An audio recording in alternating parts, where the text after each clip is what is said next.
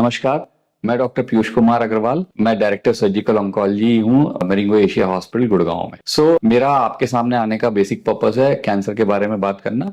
होता क्यों है, पता कैसे चले और बचे कैसे। होता क्यों है, तो अब कैंसर जो है अब इस जमाने की बीमारी है, तो अब बेसिकली लाइफस्टाइल और एनवायरमेंटल जो आपकी चेंजेस आ रहे हैं उसकी बीमारी है। सबसे पहला जो मोस्ट कॉमन कॉज है वो है तंबाकू का सेवन, किसी भी प्रकार में, खैनी, गुटखा, बीड़ी, सिगरेट, किसी भी फॉर्म में अगर आप तंबाकू ले रहे हो तो इसमें नाना प्रकार के केमिकल्स होते हैं जो कि स्टडीज में पाया गया है कि कैंसर कॉज करते हैं। सिर से लेके पैर तक का, आप किसी भी बॉडी के पार्ट का कैंसर की बात करें तो उसमें आपको स्मोकिंग का रोल मिलेगा।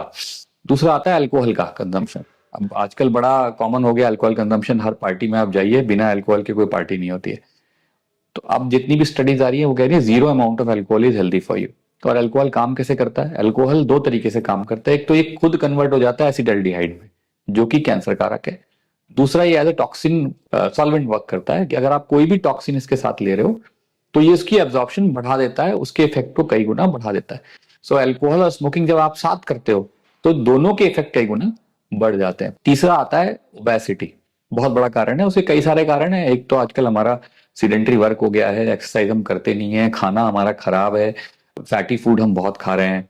तो अगर आप ओबेसिटी को कंसिडर करोगे, आप हमारी टेक्स्ट बुक देखोगे तो उसमें ओबेसिटी ऑलमोस्ट हर कैंसर के कॉज में बताई गई है। उसके कारण बहुत सारे हैं, पर ये आपको ध्यान में रखना है कि वजन आपको अपना कंट्रोल में रखना है। इसके अलावा अगर हम बात करें तो आजकल इनफर्टिलिटी हो रही है, फीमेल्स की शादी लेट हो रही है, बच्चा लेट हो रहा है, स्तनपान नहीं हो रहा है। ये अपने आप में कारण है। कुछ और जैसे स्तन कैंसर हो गया, ओवेरियन कैंसर हो गया, उनके ये कारक बन जाते हैं। एक्सरसाइज नहीं कर रहे लोग। एक्सरसाइज करना अपने आप में पूरी बॉडी के लिए हेल्दी माना गया। ना सिर्फ आपका ये वेट कंट्रोल करता है, बट हर तरीके से मदद करता है, आपकी इम्यूनिटी अच्छी करता है। कैंसर को रोकने में ये आपकी मदद करता है। अगर हम इन्वायरमेंट की बात करें तो आप देखिए पोल्यूशन बढ़ गया है। इसकी वजह से लंग कैंसर के होने का जो है ना खतरा बहुत ज्यादा बढ़ गया है। फिर कुछ हमारी चीजें होती हैं खान पान में, जैसे रेड मीट का कंजम्पशन है।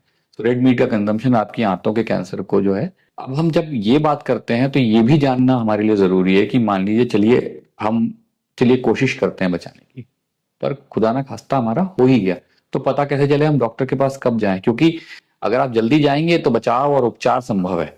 कब जाएं? कोई भी बदलाव हो रहा है, जैसे हम ऊपर से शुरू करते हैं, मुंह के कैंसर से, कि आपकी जीभ बाहर निकलती थी, बंद हो गई, आपकी आवाज नॉर्मल थी, आपका तुतलाना शुरू हो गया, आवाज में बदलाव आना शुरू हो गया, आप थूक निगल पाते थे, अब नहीं निगल पाते हो। मुंह पहले खुलता था, अब अचानक मुंह खुलना बंद हो गया, बदबू आनी शुरू हो गई, कोई कहीं पर भी गांठ आ गई मुंह में, गले में, चमड़ी का रंग बदल गया। अगर हम फेफड़े की तरफ आए तो खांसी शुरू हो गई जिसका कोई इलाज नहीं हो रहा है, बलगम में खून आ रहा है, आपका वेट रिडक्शन हो रहा है, भूख नहीं लग रही बिना बेवजह, स्तन में या कहीं पर भी कोई चेंजेस है, कोई गांठ है, कोई अल्सर हो गया जो हील नहीं कर रहा है, डिस्पाइट 15 दिन या 20 दिन आपने ट्रीटमेंट लिया, हील नहीं हो रहा है, इसका कोई कारण नहीं है। चमड़ी में कोई बदलाव हो गए, कहीं पर सूजन आ गई, आपके हाथ में कोई रुकावट हो गई, या पहले दिन में मोशन एक बार जाते थे, अब 4 बार जाना शुरू हो गया और उसके पीछे कोई कारण नहीं है। तो ये सब कुछ कॉमन चीजें हैं। फीमेल्स के लिए आपकी जो महीने आते हैं उसमें आपकी ब्लीडिंग ज्यादा शुरू हो गई।